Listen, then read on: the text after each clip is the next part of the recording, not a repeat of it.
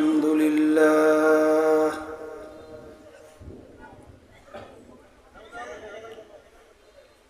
الحمد لله نحمده ونستعينه ونستغفره ونؤمن به ونتوكل عليه ونعوذ بالله من شرور أنفسنا من يهده الله فلا مضل له ومن يضلله فلا هادي له ونشهد أن لا إله إلا الله وحده لا شريك له ونشهد أن محمدا عبده ورسوله أما بعد فأعوذ بالله من الشيطان الرجيم بسم الله الرحمن الرحيم يا أيها الذين آمنوا صلوا عليه وسلموا تسليما اللهم صل على سيدنا ونبينا شفيعنا وحبيبنا ومولانا محمد صلى الله عليه وعلى آله وأصحابه وبارك وسلم اللهم صل على سيدنا ونبينا شفيعنا وحبيبنا ومولانا محمد صلى الله عليه وعلى آله وأصحابه وبارك وسلم اللهم صل على سيدنا ونبينا شفيعنا وحبيبنا ومولانا محمد صلى الله عليه وعلى آله وأصحابه وبارك وسلم أعوذ بالله من الشيطان الرجيم بسم الله الرحمن الرحيم ألف لام ميم ذلك الكتاب لا ريب فيه هدى للمتقين الذين يؤمنون بالغيب صدق الله العلي العظيم শুকরিয়া আদায় করতেছি মহান রব্বুল আলামিনের দরবারে। রব্বুল আলামিন ফিতনা ফাসাদের যুগে দুনিয়ার সমস্ত কাজ থেকে বিরত রেখে উলামায়ে কেরামদের মজলিস, জাকিরিন, শাকিরিন, সাদিকিন, অনেক আল্লাহর খাস বান্দারা এই মজলিসের মধ্যে আছে, যাদের সঙ্গে রব্বুল আলামিন আমাদের জীবনের একটা সময় কাটাবার সুযোগ করে দিয়েছেন। শুকরিয়া তার সবাই বলি আলহামদুলিল্লাহ। লাইন শাকারতুম লাযীদান্নাকুম ওয়া লাইন কাফারতুম ইন্না আযাবি লাশাদীদ। আল্লাহ রাব্বুল আলামিন বলেন, হে আমার বান্দা বান্দীরা, আমার পক্ষ থেকে নেয়ামত যদি তোমরা পাও, নেয়ামতের শুকরিয়া আদায় করো। যদি নেয়ামতের শুকরিয়া আদায় করো, তোমাদের উপরে নেয়ামত আমি আরো বাড়াইয়া দেব। আর নেয়ামত পাওয়ার পরে শুকরিয়া যদি আদায় না করো, নেয়ামত তো বাড়ানো হবেই না, বরঞ্চ শক্ত আযাব তোমাদের উপরে চাপাই দেওয়া হবে। অনেক লোকের কানে মাহফিলে দাওয়াত পৌঁছার পরেও অনেকের সুযোগ ছিল, ইচ্ছা করলে মাহফিলে আসতে পারে, সুযোগ থাকার সত্ত্বেও অনেকে আসে নাই। আবার তালাশ করলে দেখবেন বহু দূর থেকে কষ্ট স্বীকার করে আমার অনেক ভাইরা এই মাহফিলে পাগলের মতো সইটা চলে আসছে। মান জাদ্দা বজাদা, যে যেই জিনিস পাওয়ার জন্য চেষ্টা করে ওই জিনিসে পাইয়াও যায়। আমরা যারা আসছি নিয়াত যাদের সহি, একমাত্র আল্লাহকে রাজি খুশির উদ্দেশ্যেই যারা মাহফিলে আসছে, রব্বুল আলামিন আমল নামার ভিতরে লক্ষ লক্ষ নেকি দান করবে। একটা নেকির মূল্য সম্পর্কে মুসলমান যারা ঈমান আনছেন তাদের তো বিশ্বাস করা লাগবে। আল্লাহ রাসূল সাল্লাল্লাহু আলাইহি ওয়াসাল্লাম একটা নেকির গুরুত্ব, মূল্য এ সম্পর্কে বুঝাতে যাইয়া অহুদ পাহাড়কে ইঙ্গিত করে বলছিলেন, পুরা পাহাড়টা যদি স্মরণের হয়ে যায় এর যত মূল্য হবে তুলনা ছাড়া একটা নেকির মূল্য অনেক বেশি। একটা নেকির প্রয়োজন সম্পর্কে আল্লাহ রাব্বুল আলামিন কুরআনুল কারীমের ভিতরে বলছেন, ওমাই ইয়ামাল মিসকালা যাররাতিন খায়রান ইয়ারা ওমাই ইয়ামাল মিসকালা যাররাতিন শাররান ইয়ারা। রব্বুল আলামিন বলছেন, যাররা পরিমাণ তোমার যদি নেকি থাকে তার ফল তুমি ভোগ করতে পারবা, আর যাররা পরিমাণ যদি তোমার গুনাহও থাকে তার ফল তোমার ভোগ করা লাগবে। আমি বলছি না আল্লাহ বলছেন? যাররা কাকে বলে? একটা কাপড় ধুইয়া নিগড়াইয়া রোদ্রের ভিতরে ঝাড়া দিলে লক্ষ লক্ষ রেণু রেণু দেখা যায়, এক একটা রেণুকে বলা হয় যাররা। তাহলে একটা নেকির অভাবে, একটা গুনার কারণে কিয়ামতের ময়দানে আল্লাহ রাব্বুল আলামিন জাহান্নামের শিকল বান্দাবান্দির হাতে লাগাইতে পারে কি পারে না? পারে, পারে। সারা কিয়ামতের ময়দানে ঘুইরা একটা নেকি সংগ্রহের কোনো সুযোগ আছে? পাওয়া যাবে? তাহলে হুজুর তা কেমন? কিয়ামতের ময়দানের অবস্থানটা এত ভয়াবহ হবে। আল্লাহ রাব্বুল আলামিন কুরআনুল কারীমের মধ্যে আল্লাহ বলছেন, ইয়াউমা ইয়াফিরুল মারউ মিন আখিহি ওয়া উম্মিহি ওয়া আবিহি ওয়া সাহিবাতিহি ওয়া বানিহি লিকুল্লি ইমরিইম মিনহুম ইয়াউমা ইযিন শা'নু ইউগনি। আল্লাহ বলছেন কিয়ামতের ময়দানে এত কঠিন হবে, মা সন্তানের পরিচয় না দিয়ে সন্তান থেকে মা ভাইগে যাবে। কে বলছেন? আবার বলেন। তাহলে মা যদি সন্তানের পরিচয় না দেয় আর মা যদি সন্তান থেকে ভাগে, তাহলে দুনিয়ার এমন কে আপন আছে যে আপনাকে আদর করে নেকি দেবে? আসতে কর, মার সে আদরে কেউ আছে? মাই তো ভাইগে যাবে। আমি বলছি না আল্লাহ বলছেন? আচ্ছা, তাহলে সেখানে কিয়ামতের ময়দানে কেউ কাউকে নেকি দেবে চিন্তাও করা যায় না। তাহলে সারা কিয়ামতের ময়দানে ঘুরিয়া একটা নেকি সংগ্রহের কোনো সুযোগ নাই। আর এই নেকি সংগ্রহের জায়গা হলো দুনিয়ায়। বলেন কোথায়? আর দুনিয়া মাজরাতুল আখিরাহ। আল্লাহ রাব্বুল আলামিন না, আল্লাহ রাসূল সাল্লাল্লাহু আলাইহি সাল্লাম বলেন, দুনিয়ায় হইল নেকি সংগ্রহের ক্ষেত্র, ফসল কামাই করার জায়গা। তাহলে মাহফিলে যারা আসছেন, নিয়াত যাদের সহি, আল্লাহ রাব্বুল আলামিন আমল নামার মধ্যে লক্ষ লক্ষ নেকি দান করবে। তা যারা মাহফিলে আসছেন, জেসছেন না ঠকছেন? আর একটু মুখ খুলে আসতে বলেন।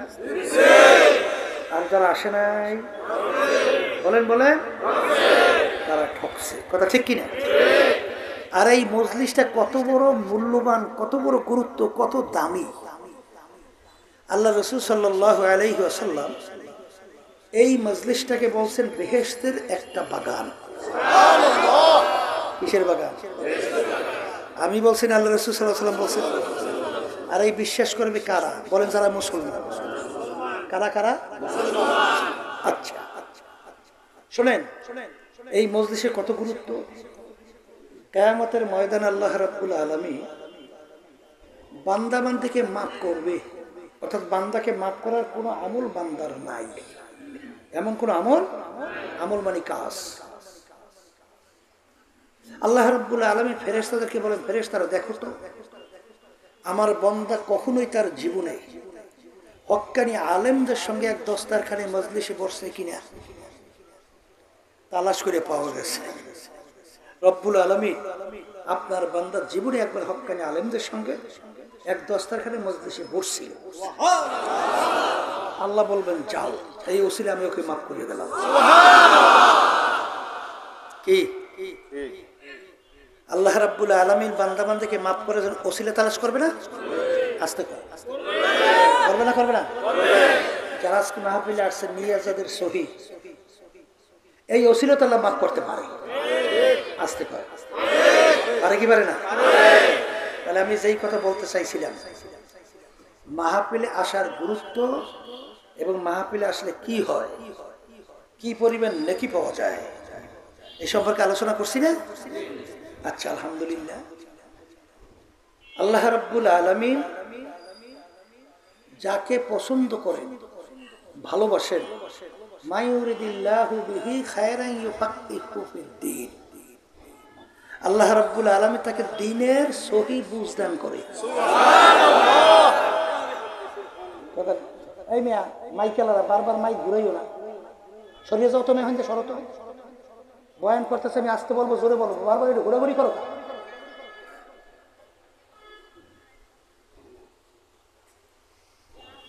আল্লাহ যাকে ভালোবাসেন তাকে দ্বীনের কি দান করে? সঠিক বুঝ দান করে। কথা ঠিক না বেঠিক? এখানে একটা কথা এই জন্য আমি বলছি, বর্তমানে বাংলাদেশে কিন্তু প্রায় শতকরা 92 জনের মতো মুসলমান বসবাস করে। 100 ভিতরে কয়জন? কিন্তু এই মুসলমান সন্তানদের মধ্যে দলের মতের কোনো অভাব নাই। ভুল বলছি না ঠিক বলছি? আচ্ছা, আমি আমার ভাইদেরকে বলবো, পর্দা আলে মা বোনরা যারা শুনতেছেন তাদেরকে বলতেছি, এই সাউন্ড বেশি বাড়াইলে কিন্তু বুঝবে না। তোমার কি সব এক মেশিনে এক হরেনে দেওয়া না ভিন্ন ভিন্ন মেশিনে দেওয়া? এইটা এই হরেনটা, ওইটা আর এক ক্লিক একই তার বলিয়াম। আর বাহিরে তাহলে হালকা শব্দ বাড়াই দাও, বাহিরে হালকা, বেশি না। যেই কথা বলতে চাইছিলাম যে আল্লাহ যাকে ভালোবাসেন তাকে দ্বীনের কি দান করেন? মুসলমান সংখ্যা বলছি শতকরা বাংলাদেশে কত? এই মুসলমান সন্তানদের ভিতরে দলের মতের অভাব। আমি আমার ভাইদেরকে বলবো, পর্দালে মা বোনরা যারা শুনতেছেন, আল্লাহ এক না ভিন্ন? আল্লাহ রসুল এক না ভিন্ন? কোরআনুল কারীম হাদিসে এক না ভিন্ন? আল্লাহ এক, আল্লাহ রসুল এক, কোরআনুল কারীম এক, হাদিস এক। আচ্ছা, তাহলে মুসলমানদের ভিতরে এত দলাদলি, এত মতভেদ, এত পার্থক্য, এটা তো হওয়ার কথা না। বলেন কথা ঠিক না? ঠিক। এক আল্লাহর নির্দেশ তার বান্দা বান্দির প্রতি কয় ধরনের হবে? আচ্ছা, এখন আপনার আমার দায়িত্ব হলো আসলে কোনটা সঠিক বেহেশতের রাস্তা আর কোনটা জাহান্নামের রাস্তা, এইটা আমাদের পরিচয় লাভ করা লাগবে, জানা লাগবে। এইটা যদি না যাই না, আমরা যদি বে লাইনে বেকায়দায় চলি, ধ্বংস অনিবার্য। আর এই রাস্তা বের করার জন্য, বুঝের জন্য আল্লাহ রাব্বুল আলামিন মানুষকে সেই জ্ঞান দান করছে। কি দান করছে? আল্লাহ রাব্বুল আলামিন পশুকে কোনো জ্ঞান দান করছে? করে নাই। আচ্ছা, মানুষের ভিতরে পাগল আছে না? পাগল, পাগলের উপরে কোনো নামাজ আছে, রোজা আছে, কোনো ভালো মন্দ বাদ বিচার আছে, ওর কোনো শরীয়ত আছে? নাই। কেন? ওর চক্ষু নাই, হাত নাই, পাও নাই, অঙ্গ প্রত্যঙ্গ নাই, তাহলে ওর উপরে কোনো শরীয়ত বা কোনো বাদ বিচার কোনো নাই কেন? কি নাই? জ্ঞান না থাকার কারণে ওর উপরে কোনো শরীয়ত, গুনাহ, সওয়াবের কোনো কি নাই, বালাই নাই। কিন্তু যার জ্ঞান ভালো আছে,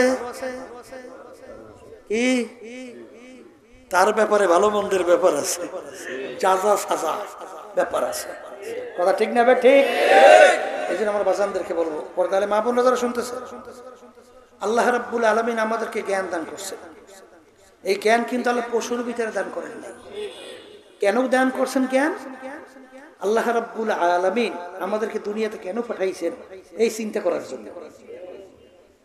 এরপর দুনিয়া থেকে বিদায় নিয়ে আমাদের আখিরাতের জিন্দেগি আছে না নাই, সৃষ্টিকর্তা আছে না নাই, এই চিন্তা করে বের করার জন্য। এবং কোন পথে আমার চলা লাগবে এইটা চিন্তা করে বের করে সেই পথে চলা। কোন পথ থেকে ফিরে থাকা লাগবে এটা চিন্তা করে বের করে সেই পথ থেকে ফিরে থাকা লাগবে। জোরে বলেন কথা ঠিক না? ঠিক। এই জ্ঞান থাকার পরেও আল্লাহ রাসূল সাল্লাল্লাহু আলাইহি ওয়াসাল্লাম তিনি প্রায় 1500 বছর আগে সাহাবায়ে কেরামদেরকে লক্ষ্য করে বলছিলেন, এই সাহাবী কাকে বলে জানেন? বলেন, ঈমান সহকারে যারা স্বচক্ষে আল্লাহ রাসূল সাল্লাল্লাহু আলাইহি ওয়াসাল্লামকে দেখছেন এবং ঈমান সহকারে দুনিয়ার থেকে বিদায় নিয়ে কবরে চলে গেছে, এদেরকে বলে কি? সাহাবায়ে কেরাম। কথা ঠিক না ঠিক? এদের সংখ্যা ছিল প্রায় 1.5 লক্ষের কাছাকাছি। এদের সংখ্যা কত? প্রায় 1.5 লক্ষের কাছাকাছি। জোরে বলেন কথা ঠিক কিনা? ওই তো মত ধরে 1.5 লক্ষ, কেউ বলে আবার 13 লক্ষের কাছাকাছি এদের সংখ্যা। কথা ঠিক কিনা? আচ্ছা, আল্লাহ রাসূল সাল্লাল্লাহু আলাইহি ওয়াসাল্লাম সাহাবায়ে কেরামদেরকে লক্ষ্য করে বলছিলেন, হে আমার সাহাবারা, আমার আগের নবীর উম্মতদের মধ্যে 71-72 দল ছিল। কয় দল? আবার কোন? আল্লাহ রাসূল সাল্লাল্লাহু আলাইহি ওয়াসাল্লাম বলেন, আমার উম্মতের ভিতরে 73টা দল হবে। বলেন কয়টা? এই 73 যে দল হবে আল্লাহ রাসূল সাল্লাল্লাহু আলাইহি ওয়াসাল্লাম বলছেন, এটা কিন্তু মিশকাত শরীফের হাদিসের ভিতরে আসছে, তিরমিজি শরীফ হাদিসের ভিতরে আসছে, সহিহ হাদিস। সহিহ পর্যন্ত সঠিক কথা ঠিক না? ঠিক। আচ্ছা, আল্লাহ রাসূল বলেন আমার উম্মতের দল কয়টা হবে? 73। এখানে এই যে 73 দল হবে আমার উম্মতদের মধ্যে, এরা কিন্তু হিন্দু, খ্রিস্টান, ইহুদি, বৌদ্ধ, অন্যান্য ধর্ম অবলম্বী, এইটা মিলে যে 73 দল তা কিন্তু না। কথা বুঝছেন না? বুঝেন না? যারা আল্লাহ রাসূল সাল্লাল্লাহু আলাইহি ওয়াসাল্লামকে নবী মানে, কথা কয় না, এই উম্মতের ভিতরে দল হইবে কয়টা? কে বলছে?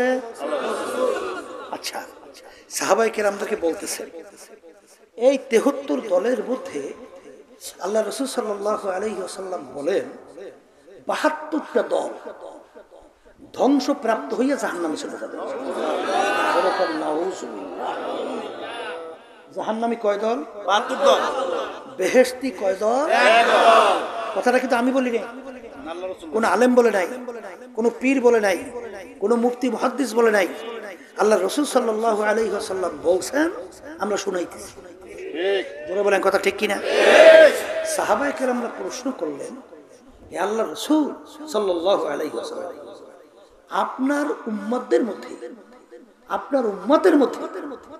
যদি 73 দল হয়, এর ভিতরে 72 দল যদি ধ্বংসপ্রাপ্ত হয়ে জাহান্নামী হয়, একটা দল যদি জান্নাতি হয়, বেহেশতি, সেই দলটার পরিচয় কি জানা দরকার আছে না? কথা কয় না? আল্লাহ রাসূল সাল্লাল্লাহু আলাইহি ওয়াসাল্লাম পরিষ্কার হাদিসের ভিতরে সেই দলের পরিচয় দেয়, মা আনা আলাইহি ওয়া আসহাবি। সবাই বলেন সুবহানাল্লাহ। আল্লাহ রাসূল সাল্লাল্লাহু আলাইহি ওয়াসাল্লাম পরিচয় দিয়েছেন, মুখস্থ রাখেন, ওয়াজ কিন্তু বেশি মনে থাকবে না। আল্লাহ রাসূল বলেন আমি এবং আমার সাহাবারা, বলেন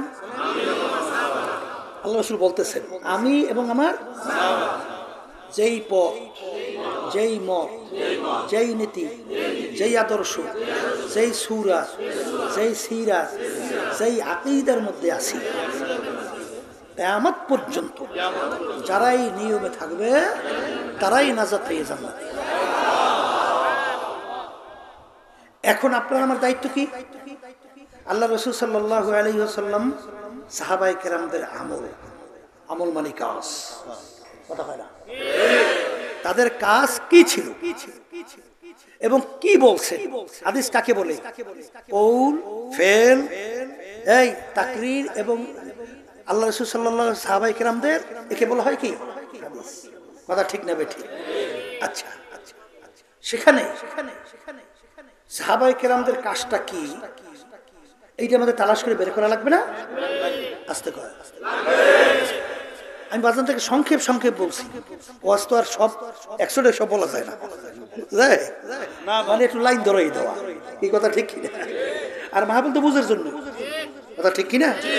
আচ্ছা, এখন সাহাবায়ে কেরামদের আমলটা কি ছিল, তাদের কাজটা কি ছিল, আমরা যদি আলোচনা করি আমরা দেখব একজন সাহাবীও পাওয়া যায় না, এই 1 থেকে 1.5 লক্ষের মতো সাহাবায়ে কেরাম এক মুষ্টির উপরে দাড়ি ছাড়ছে বা কামাইছে একজনও নাই। আচ্ছা, সাহাবায়ে কেরাম আল্লাহ রাসূল সাল্লাল্লাহু আলাইহি ওয়াসাল্লাম দাড়ি সম্পর্কে কি বলছেন? তুলুল লিহিয়া, তোমরা দাড়িকে লম্বা করো, ওয়া কাসরু শাওয়ারিব, মুসকে খাটো করো। এই একটা আমল পাইছি, কথা কয় না?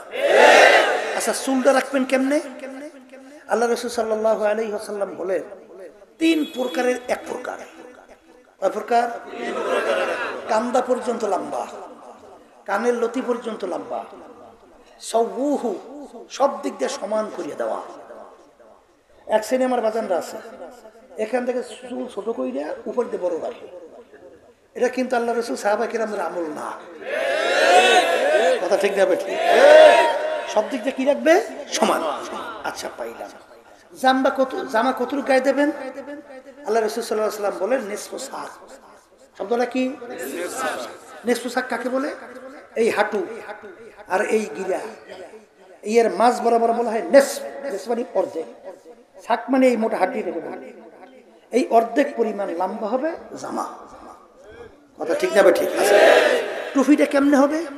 আচ্ছা, টুপি সম্পর্কে আল্লাহ রাসূল সাল্লাল্লাহু আলাইহি ওয়াসাল্লাম বলেন বাতহা, অর্থাৎ টুপিটা মাথার সঙ্গে মিলে থাকবে, লাইগে থাকবে, কথা ঠিক না ঠিক? এই জন্য অনেকে প্রশ্ন করতে, হুজুর আমরা 5 কলি টুপি দেন কেন? বলেন না, বলতে পারেন না? 5 কলি টুপি হুজুর মাথায় দেন কেন? এই 5 কলি টুপি মাথায় দিয়ে এর জন্য মাথা গোল না লম্বা না চ্যাপ্টা? আচ্ছা, তাহলে একটা বলটা কি গোল না লম্বা না চ্যাপ্টা? তাই গোল করতে হইলে বলে তালি দেওয়া লাগছে না? তা তালি দিলে কি হয়? গোল হয়ে যায়। তা মাথা গোল, আল্লাহ রাসূল সাল্লাল্লাহু আলাইহি ওয়াসাল্লাম বলছেন লাইগে থাকা লাগবে, কি থাকা লাগবে? মাথা গোল। এখন আপনি যদি মাথার সঙ্গে লাগাই রাখতে হয় তাহলে গোল করতে হবে টুপি, নাকি? তাহলে উপর দিয়েও মেলা লাগবে, পাশ দিয়েও মেলা লাগবে, চতুর্পাশ দিয়ে মেলা লাগবে। এখন গোল করতে হইলে তালিতে যাওয়া লাগবে। এখন তালি দিতে হইলে কয়টা দেবে? হাকিমুল উম্মাত আশরাফ আলী থানভী রাহমাতুল্লাহি আলাইহি তিনি বলেন যে ইসলামের বেনা 5টা। ইসলামের ভিত্তি কয়টা? 5টা। তাহলে তালি যখন দেওয়াই লাগবে 5টাই দেই, কথা বলছেন? এই জন্য আমরা 5 তালি মাথায় দেই। তবে বিজাতিরা যেই ক্যাপ ব্যবহার করে ওরা টুপি না, ওরা কি ক্যাপ। এই বিজাতিদের ক্যাপ না হইলে যে কোনো টুপি দিয়ে সুন্নাত আদায় হবে, কথা বোঝেন না? বোঝেন না? আচ্ছা, টুপি পাইছেন না? আচ্ছা, আলহামদুলিল্লাহ। আচ্ছা, পায়জামাটা লুঙ্গিটা কেমনে পরবেন? শোনেন, বুখারী শরীফ হাদিস, আল্লাহ রাসূল সাল্লাল্লাহু আলাইহি ওয়াসাল্লাম বলেন 3 প্রকার 3 শ্রেণীর লোকদের দিকে আল্লাহ রাব্বুল আলামিন তার রহমতের নজরে তাকাবে না কিয়ামতের ময়দানে। কয় শ্রেণী? বলেন। এর ভিতরে 1 শ্রেণী ওই প্রকার লোক, পুরুষ যারা টাকনু গিরার নিচে কাপড় পরে। আবার টাকনু গিরার নিচে কাপড় পরে, এদের দিকে কিয়ামতের ময়দান আল্লাহ রাব্বুল আলামিন রহমতের নজরে তাকাবে না, কথা ঠিক না ঠিক? আচ্ছা, তাহলে লুঙ্গি জামা কেমনে পরবেন? পাইছেন তো? আচ্ছা, পাইলেন, আলহামদুলিল্লাহ। এখন আমার বাজানদেরকে বলবো, এই 5 ওয়াক্ত নামাজ আমরা পড়ি কি? সাহাবায়ে কেরামদের আমল, আল্লাহ রাসূলের আমল, কথা ঠিক না? রোজা রাখি কেন? তাদের আমল। কথা ঠিক কিনা? হজ করি কেন? আস্তে কয়, তাদের আমল না? যাকাত দেয় কেন? তাদের আমল। পর্দা নিয়ে বিপদ, আস্তে আস্তে কয়, কি নিয়ে বিপদ? পর্দা। এই পর্দা কি আমার হুকুম? কোন আলেম, পীর, মুফতি, মুহাদ্দিস না আল্লাহর হুকুম? আচ্ছা, পর্দা ফরজ, ওয়াজিব না সুন্নাত? ফরজ। কথা ঠিক। আচ্ছা, এক শ্রেণীর বাজানরা আছে তাহাজ্জুদের নামাজ পড়ে, ভালো না খারাপ? ভালো। তাসবিহে মাওলার জিকির করে, ভালো না খারাপ? দান সদকা করে, ভালো না খারাপ? আচ্ছা, আমি একটু প্রশ্ন করি, জীবনেও যদি আপনি 2 রাকাত তাহাজ্জুদের নামাজ না পড়েন, জীবনে 2 রাকাত যেটাকে সুন্নাতে মুস্তাহাব্বা বলে, নফল শুনছেন? নফল শুনছেন না? নফল নামাজ শোনেন না? জীবনে যদি আপনি 2 রাকাত নফল নামাজ না পড়েন, এই জন্য আপনার জন্য জাহান্নামের হুকুম কোরআন এবং হাদিস অনুযায়ী কয় বছর?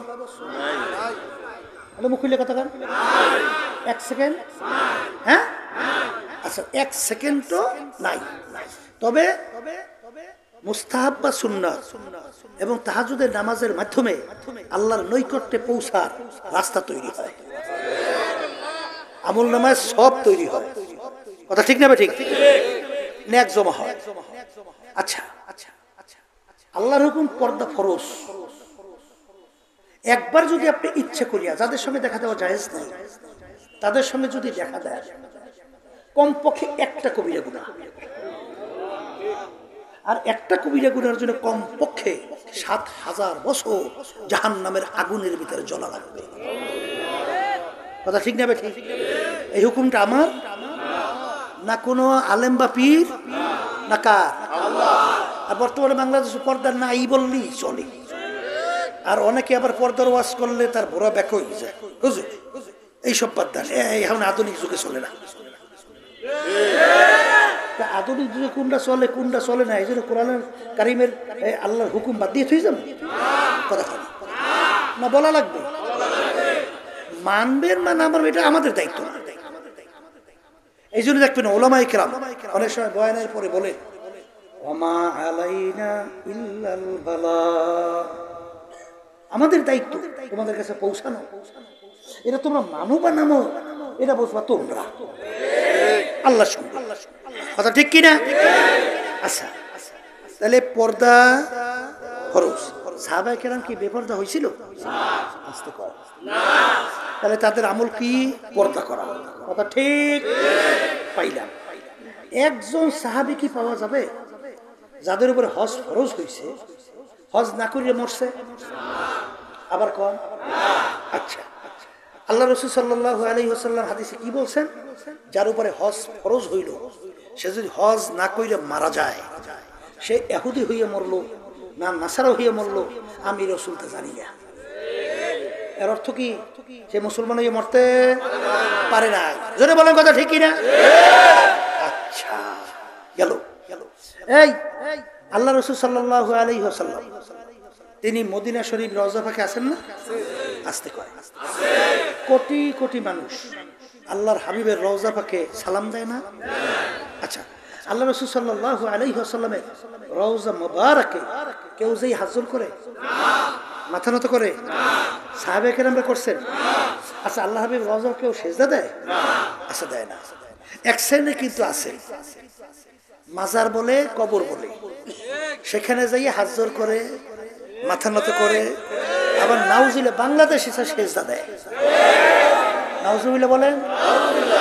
শোনেন, সাহাবায়ে কেরামরা আল্লাহ রাসূলকে একদিন বলেন, আল্লাহ রাসূল, একটা উট আর উটনি আল্লাহ রাসূল সাল্লাল্লাহু আলাইহি ওয়াসাল্লামের সামনে সেজদায় পড়ে গেছে। কি পড়ে গেছে? সেজদায় পড়ে গেছে। সাহাবায়ে কেরামরা বলতেছেন, আল্লাহ রাসূল সাল্লাল্লাহু আলাইহি ওয়াসাল্লাম, উট আপনাকে সেজদা করছে, আমরা আপনাকে সেজদা করতে চাই। আল্লাহ রাসূল সাল্লাল্লাহু আলাইহি ওয়াসাল্লাম বলেন, আল্লাহ ছাড়া কারো সামনে মাথা নত করা যাবে না। কথা ঠিক? আচ্ছা, ভালো মন্দ আমরা যখন ঈমান নিছি তখন কি পড়ছিলাম? খায়রিহি ওয়া শাররিহি মিনাল্লাহি তাআলা ওয়াল বাসি বাদাল মাউত। পড়ছেন না পড়েন নাই? পড়ছেন। ভালো মন্দের মালিক কে? রিজিক দেওয়ার মালিক কে? হায়াত মৌতের মালিক কে? এখন এক শ্রেণী আমার বাবারা, পর্দালে মা বোনেরা, মাজারের কাছে যাইয়া অনুনয় বিনয় করে দুই চোখের পানি ফেলায় আর বলে, বাবা আমি এই বিপদের মধ্যে আছি, বিপদ থেকে উদ্ধার করো। বাবা আমার কোনো ছেলে সন্তান নেই, একটা ছেলে সন্তান দাও। বাবা আমি গরিব, ধনী হওয়ার ব্যবস্থা করো। বাবা আমি কেস কামারির ভিতরে যুক্ত, একটু এই পরিত্রাণের ব্যবস্থা করো। আসতে আছে না নাই? ইমান নেওয়ার সময় কি পড়ছিলে? বাচ্চা দেওয়ার মালিক কে? না দেওয়ার? ভালো বন্ধু এখন বানাইছেন কারে? ঠিক না বেটি? আমিনু কামা আমানান নাস, ঈমান আনো, বিশ্বাস রাখো, বিশ্বাস করো। ধরনটা কেমন হবে? আল্লাহ রাব্বুল আলামিন বলেন, সাহাবায়ে কেরামরা যেভাবে বিশ্বাস করছিল, সাহাবায়ে কেরাম যেভাবে ঈমান আনছিল, এই কি কইছি, মা আনা আলাইহি সাহাবায়ে কেরামদের ধরন কথা ঠিক। সাহাবায়ে কেরামদের ঈমান কেমন ছিল? এই তুই একটু উদাহরণ দিলেই বুঝবে। নীল নদীর কথা শুনছেন? শুনেন নাই? নীল নদীর ইতিহাস। একটা সময় প্রতি বছর নীল নদীর পানি শুকিয়ে যেত। কি হইতো? আর নীল নদীর পানি এত গুরুত্বপূর্ণ, ওই পানি খাইয়া মানুষ বাঁচত, এবং ওই পানি দিয়ে ফসল হইতো, ওই ফসল খাইয়া মানুষ বাঁচত। কত বড় গুরুত্ব! গুরুত্ব শেষ আছে? আচ্ছা, পানি আসার জন্য পদ্ধতি কি ছিল? একটা সুন্দরী যুবতী মেয়ে ওই নীল নদীর ভিতরে যদি বলি দেওয়া হইতো সবাই, তাহলে নীল নদীর পানি আসতো, নালে আসতো না। কি বুঝছেন? একটা যুবতী সুন্দরী মেয়েকে কি দেওয়া লাগবে? জবাই, বলি কি দেওয়া লাগবে? নালে পানি, না লক্ষ লক্ষ মানুষ মারা যাবে। মুসলমানদের আয়ত্তে যখন নীল নদী আসলো, ইমানের কথা বলতেছি, তাদের বিশ্বাস। দুই একটু ধরন দেই আল্লাহর বান্দারা। ওমর ফারুক রাদিয়াল্লাহু তাআলা আনহু, তিনি যখন আমির, অর্ধেক এই তামাম দুনিয়ার অর্ধেক রাজত্ব করছে দেশে, বাংলাদেশের মতো প্রায় এই কত প্রায় 200 দেশের রাজত্ব করছে, কথা ঠিক? আচ্ছা, তাই নীল নদীর আওতায় যেই এলাকা আছে সেখানে গভর্নর আছে না? গভর্নরের কাছে লোকজন কাছে, হুজুর নীল নদীর পানি শুকাইছে, আর এই পানি খেয়ে মানুষ বাঁচে, পানি দিয়ে ফসল হয়, ফসল খেয়ে মানুষ বাঁচে। আর নিয়ম হইলে একটা যুবতী মেয়ে জবাই না করলে পানি আসবে না, নাহলে তো মানুষ সব কি যাইবে। এখন উপায় কি? আল্লাহ মাফ করুক, আমাদের যুগ যদি হইতো তাহলে কত ফতুয়া যে বের হইতো। কি ফতুয়া বুঝেন নাই? লক্ষ লক্ষ মানুষের জীবন আগে বাঁচানো লাগবে না? এখন একটা রুহু গেলে দে জবাই দিয়ে, আগে লক্ষ লক্ষ রুহু তো বাঁচা। কথা ঠিক না? এটা ফতুয়া বেরিয়েছে না? আচ্ছা, যখন নাকি গভর্নরের কাছে গেল, সে বলে এটা তো ইসলামে জায়েজ নাই, এটা তো ইসলামে বৈধতা নাই, তাহলে আমি পারবো না, আমি একটু আমিরের কাছে যাই না লই। আমিরের কাছে সংবাদ, আমির নীল নদীর পানি শুকাইছে, যুবতী মেয়ে জবাই না করলে পানি আসবে না, লক্ষ লক্ষ মানুষ পানি না খাইয়া মরবে। এখন করার কি? যুবতী একটা মেয়ে জবাই দেওয়া লাগবে। আমির বলে ইন্না নিল্লা, বলো কি? কি তাহলে একটা যুবতী সুন্দরী মেয়েকে জবাই করবে, বলি দেবে, তারপর পানি আসবে? তাহলে একটা মেয়ে জবাই দেওয়ার ক্ষমতার মধ্যে পানি? আমার আল্লাহর ক্ষমতা কোথায়? এই কথা বইলা আমিরুল মুমিনিন নীল নদীর কাছে চিঠি লেখে। চিঠি কার কাছে লেখে? এ নীল নদী, তুমি যদি আল্লাহর হুকুমে জারি হও তাইলে জারি হইয়া যাও, আর যদি আল্লাহর হুকুমে জারি না হও তোমার পানি আমাদের কোনো প্রয়োজন নাই। Direct action. অ্যাকশনটা কেমন বুঝেন কিছু? যাও চিঠি নিয়ে নদীতে ফালাও। নীল নদীর ভিতরে চিঠি ফালাইতে কথার কথা দেরি, ফালানের সঙ্গে সঙ্গে সোম সোম কইরা নীল নদী পানিতে পরিপূর্ণ। ওই যে নীল নদীর পানি বর্ষে আসপদ আর সুখে, এর নাম হইল ঈমান, এর নাম হইল বিশ্বাস। আর তোমার আমার ঈমানের অবস্থা, আমিনু কামা আমানান নাস। আল্লাহ রাব্বুল আলামিন বলেন ঈমান আনো সাহাবায়ে কেরাম যেভাবে ঈমান আনছিল। কি এই বুঝবে কারা? আসতে কয় দেখি মানুষ পাগলে বুঝবে, আর আপনি বাড়ির বসে গরুটাই বুঝবে, ছাগলটাই বুঝবে। তাই যদি নাই বুঝে বুঝবে মানুষ, ঠিক কিনা? তাহলে আমার বাচ্চাদেরকে বলবো, একজন সাহাবী পাওয়া যায় যে আল্লাহ রাসূল সাল্লাল্লাহু আলাইহি ওয়াসাল্লামের সামনে যাইয়া হাজির করে দাঁড়াইছে? আমরা পাই নাই। কেউ যদি পাইয়ে থাকেন আল্লাহ আমাদেরকে দেখান। আছে একজন সাহাবী পাওয়া যাবে আল্লাহর হাবিবের সামনে মাথা নত করছে?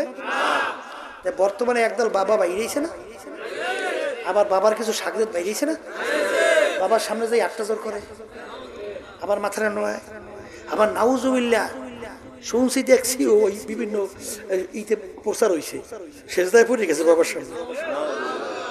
নাউজুবিল্লাহ। সাহাবায়ে কেরামদের আমলটা ছিল, কাজটা ছিল। আচ্ছা সহিহাদিস শুনাইছি মান আলাইহি আসহাব, আমি এবং আমার সাহাবারা যেই নীতি আদর্শ কিয়ামত পর্যন্ত তারাই থাকবে নাজাত পেয়ে জান্নাতে। বেহেশতে যাইতে চান? আসতে কয় তাহলে এই রাস্তা, এই লাইন, এই পদ্ধতি ছাড়া যাওয়া যায়? হ্যাঁ যাওয়া যায় না। তাহলে বুঝে শুনে কবরে যাওয়া লাগবে, কথা কয় না? তাইলে এক শ্রেণী বের হয়েছে হজ ফরজ হওয়ার পর হজ না করেও বাবাও মরছে, এবং শাগরেদরাও হজ না করিয়ে থাকতে চায়। আর আল্লাহ রাসূল সাল্লাল্লাহু আলাইহি ওয়াসাল্লাম কি বলছেন? যার উপর হজ ফরজ হইল না করিয়া যদি মরে, ইহুদি হইয়া মরলো না নাসারা হইয়া মরলো, আমি রাসূল তা জানি না। কথা ঠিক না? ঠিক। শোনেন, অনেকে আমরা কামালিয়া বড় আল্লাহর কুতুব, বিশ্ব কুতুব, অমুক টমুক সবুক, এই মাপকাঠি কির উপরে? এই তোমরা বাবার কাছে যাও কা, হুজুরের কাছে যাও কেন? বলে বললেন না বাবার কেরামতের কোনো শেষ নাই। কি কেরামত বেটা? বলে বললেন না হুজুর যখন আমার কলবের ভিতরে আঙ্গুলটা ধরে একটু টান দেছে, আমার কলব এখন ফক ফক করে লড়তে আসে, মানে কলব জারি হয়ে গেছে। এখন আমি আছি, আমি তো কুতুব আরশে মহল্লায় লামাকানে পৌঁছে গেছি। কথা ঠিক যাবে? ঠিক। আমি আমার ভাইদেরকে বলি, পর্দালে মা বোনরা তারা শুনতেছে, এই কলব ঠক ঠক করার ভিতরে কোরআনে হাদিস অনুযায়ী কি কামালিয়া, কি সোয়াব, এর নাজাতের সঙ্গে সম্পর্ক কি?